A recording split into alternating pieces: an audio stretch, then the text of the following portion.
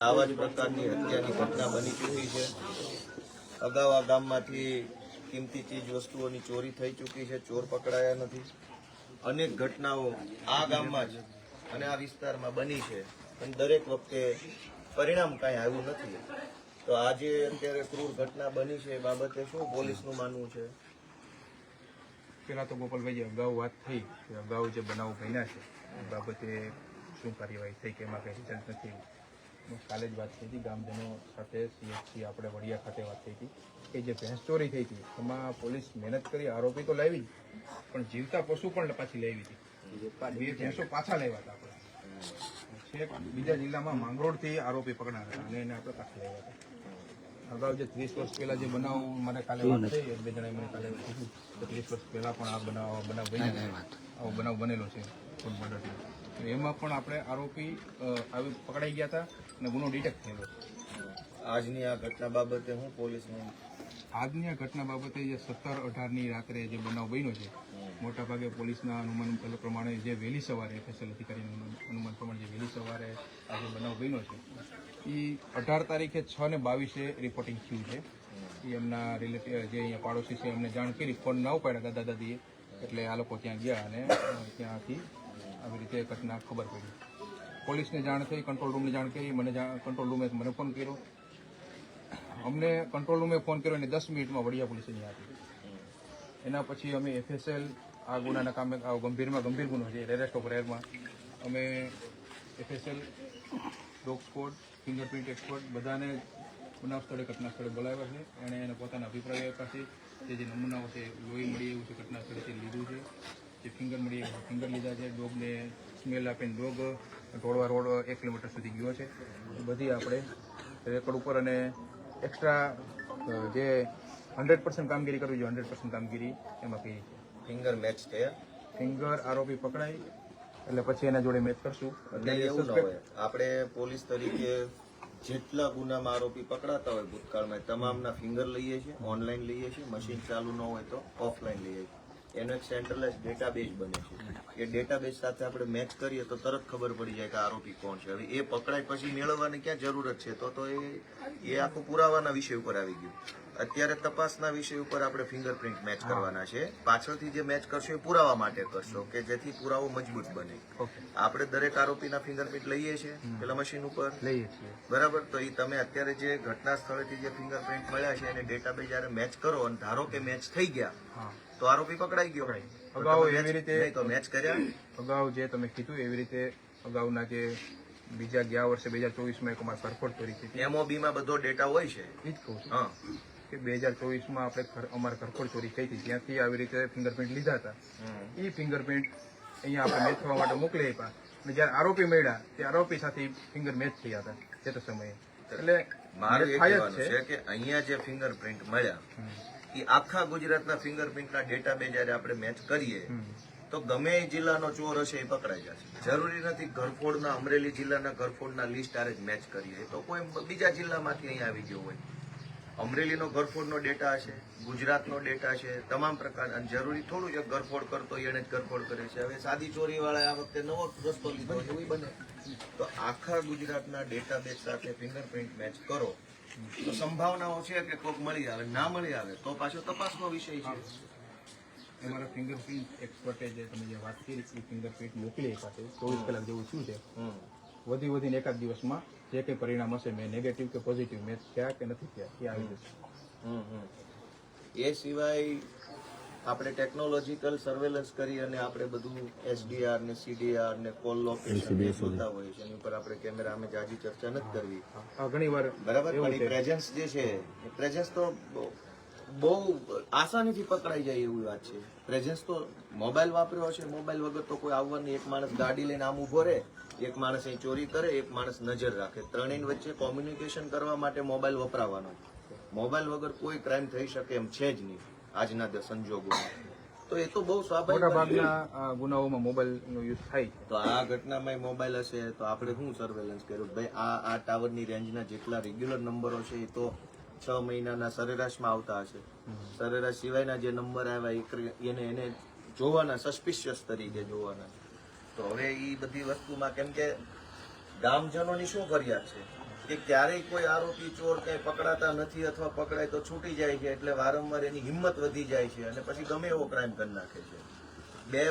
બે પ્રશ્ન મોટા છે. એક તો પકડાતા નથી, મોટા ભાગે પકડાય તો એવા બધાના ઢીલા કેસ ને ઢીલા કાગળ ને ઢીલી તપાસના કારણે ફટાફટ છૂટી જાય. એટલે ન પકડાય એ ડબલ હિંમતથી ક્રાઇમ કરે છે, છૂટી જાય એ પણ પાછો ક્રાઇમ કરે છે. શું થઈ ગયું મારું? તો હવે આમાં વ્યક્તિગત રીતે તમને કઈ કહેવાનો પ્રશ્ન નથી. તમે એક સરકારી તંત્રના પ્રતિનિધિ છો. અમારે સરકારના ટેકે જીવતા હોય, તમારો જીવ સરકાર બચાવશે. તમારાથી કઈ નો જ થાય એમ હોય તો અમારે શું કરવાનું?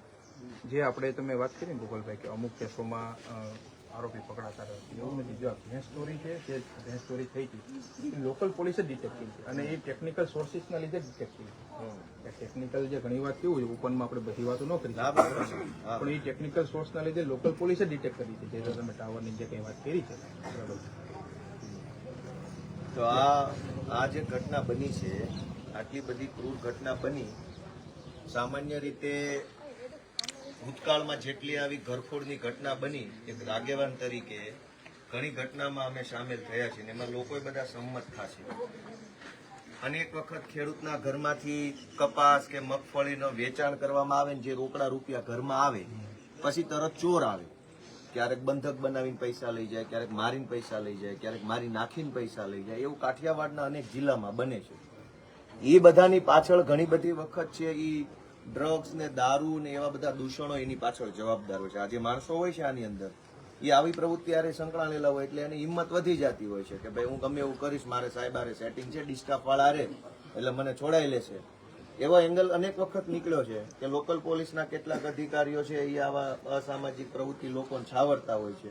અને આ કઈ આજે તમને કહેવાનો પ્રશ્ન નથી. અનેક વખત એવી ઘટના સામે આવી છે જેમાં ક્રિમિનલ માઇન્ડના માણસો હોય, વ્યાજ માફિયા હોય, બુટલેગરો હોય, જમીન માફિયા હોય, આવી નાની મોટી ચોરી ચકારી કરવા વાળા હોય, એને પાછલા બાવણેથી બેકઅપ હોતું જ હોય છે. તમે એક સજ્જન માણસ હશો વ્યક્તિગત રીતે, પણ નથી હોતું એવું ના તો કોઈ પાડી જ નહીં શકે આખા ગામમાંથી. તો દરેક વખતે ઘટનાની અંદર માત્ર ચોર પકડાઈ જાય એ વાત પૂરતી નથી. એંગલે જોવો પડશે ને કે આ ચોરની આવી હિંમત કેવી રીતે થઈ, રાજકીય રીતે કોણે સપોર્ટ આપ્યો, પોલીસ તંત્રમાં જ કોણે સપોર્ટ આપ્યો, જ્ઞાતિના લેવલ પર કોણ હતા આની પાછળ. ભાઈ આ રમેશભાઈ પકડાઈ ગયા, એનાથી તપાસ પૂરી નથી થતી. રમેશભાઈની હિંમત કેવી રીતે થઈ ગઈ કોઈનું ખૂન કરવાની? કેવી રીતે આ અવળી મોટી સરકાર, આટલું પોલીસ તંત્ર હોવા છતાંય જો કોઈ ખૂન કરીને વહી જાય તો એની પાછળ શું છે? કોઈ ડિસ્ટાફ વાળા છે, એલસીબી વાળા છે, પોલિટિકલ માણસો છે, કોઈ નેતા છે, બધી તપાસ થવી જોઈએ. તો ક્યારેય થતી નથી કે અવડા મોટા ગુંડાઓની પાછળ કોણ છે, કેમ એની હિંમત એવી થઈ ગઈ? ગોપાલભાઈ કેવું છે ઘણી વાર સામાન્ય સુખાકારીની બાબત આવે ત્યારે સર્વેલન્સ, ટેકનિકલ સર્વેલન્સ કે પોલીસ પ્રેઝન્સની વાત આવે તો અમારા ગામમાં અહીંયા આપણે ટુંડિયા પીપળિયા ગામમાં જીઆરડી રાત્રે રાખીએ છીએ. બરાબર નાઇટમાં જીઆરડી હોય છે. એના સિવાય પોલીસ પ્રેઝન્સ હોય છે. અમારી વિલેજ વિઝિટ હોય ત્યારે અમે સૂચના આપીએ છીએ કે જે પરપ્રાંતીય ઘણીવાર આવતા હોય છે, પરપ્રાંતીય મજૂર હોય છે બરાબર, એ અહીંયા રહેતા હોય છે. ખેડૂતોને વારંવાર સૂચના આપી છે કે ભાઈ તમે એના આધાર કાર્ડ, એનો ડેટા તમારી પાસે રાખો અને પંચાયતને જમા કરાવો. પંચાયતને ઘણીવાર સરપંચને અમે કીધું છે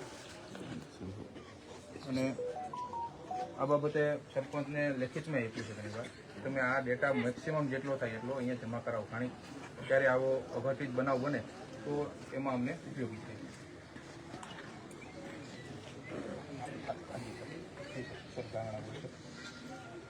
અહીંયા ટુંડિયા પીપળિયા ગામે અને વિસાવદર ધારાસભ્ય ગોપાલભાઈ આવ્યા છે અને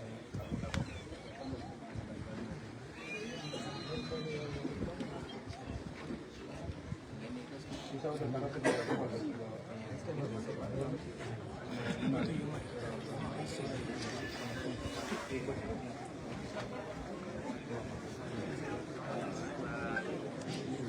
ભલે આવતો આવવાની ભલે વરસાદ ભલે આવે હા ભલે આવે આજે એવું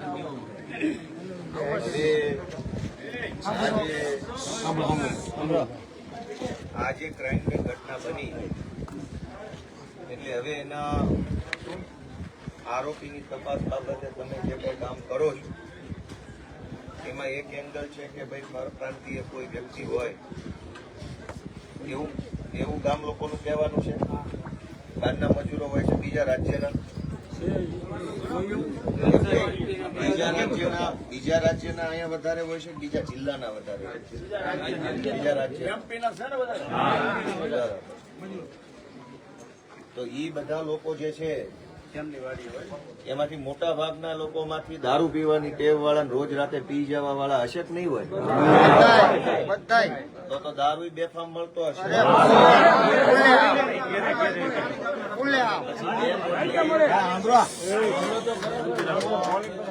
માનો કે 2 પોટલી પી જાય પછી ગમે એનું ખૂન કરી નાખે.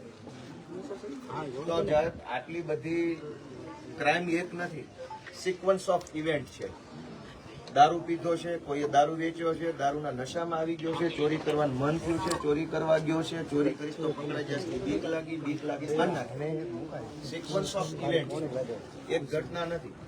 દર વખતે આપણે પરપ્રાંતિ કરીને છટકી જવાનું, 2-3 ને પકડીને ફોટા પડાવીને તપાસ પૂરી કરી દેવાની, પછી નવી ઘટના થાય ત્યાં સુધી રાહ જોવાની. તો આનો કાયમી ઉકેલ શું? ગામડામાં અમારે જીવવાનું કેમ? ગામડામાં રોજગારીની વ્યવસ્થા નહોતી, શહેરમાં કમાવા ગયા, મા બાપને રેઢા મૂક્યા તો આવીને મારી નાખ્યા કોકે. તો આમાં અમારે હવે શું કરવાનું? શું ગામજનો શું આશ્વાસન છે? શું આશ્વાસન છે આમાં? અમારે શું કરવાનું? હવે આખા કાઠિયાવાડમાં અનેક ગઢા મા બાપ ગામડામાં એકલું જીવન જીવે, ખેતીવાડી સંભાળે, સેવા પૂજા પાઠ કરે અને શાંતિથી જીવે, એને મારી નાખે. અને આવું છાસવારે બને.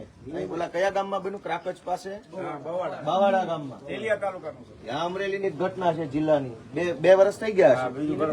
2 વર્ષ પહેલા આવી જ ખૂનની ઘટના અમરેલીમાં થઈ ગઈ, કોઈ આરોપી પકડાણા નથી. તો હવે આ ગામમાં સલામતી શું?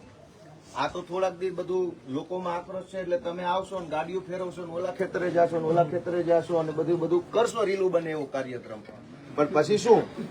પછી તો બીજો ગમે આવીને મારી નાખશે.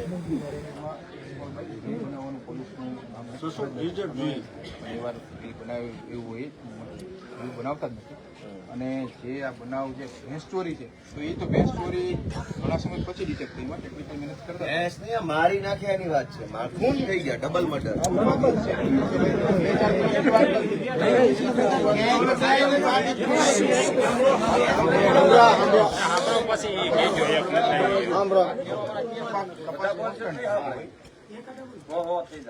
હવે આમાં ગામજનોની એક લાગણી છે કે તાત્કાલિક એટલે કે ટાઈમ ફ્રેમ ની અંદર કંઈક આનું નિરાકરણ આવે.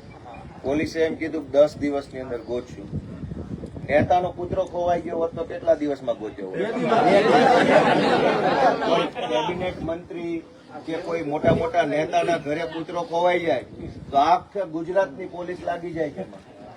માણા મરી જાય તો 10 દિવસે આરોપી મળશે, કૂતરા ખોવાઈ જાય તો કલાકમાં મળશે. તો તમે ગામને આશ્વાસન આપો કે ભાઈ કેવી રીતે કામગીરી થશે, નહીતર પછી અમારે આગેવાની લેવી પડશે કે ભાઈ હવે તમારે અમને ન્યાય જ નથી આપવો, આરોપીઓ મારી ભાગી જાય, ખૂન થઈ જાય છે, પોલીસ આશ્વાસન આપ્યા કરે છે, દારૂડિયાઓ બેફામ બનીને ફરે છે. કયા દારૂડિયાને 2 પોટલી વધારે મારી જાય તો ગમે એનું ખૂન કરી નાખે છે.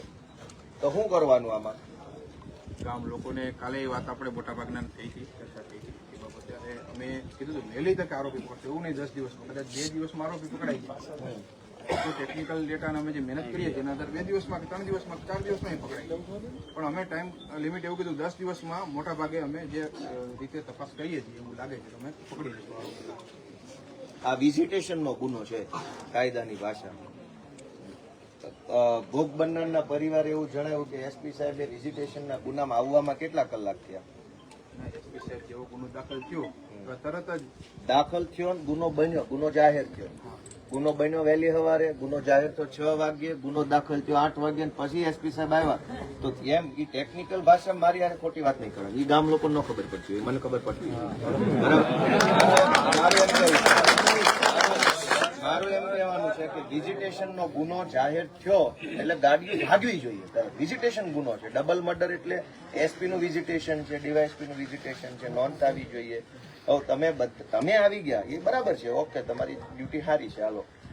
વિઝિટેશન નું શું થયું?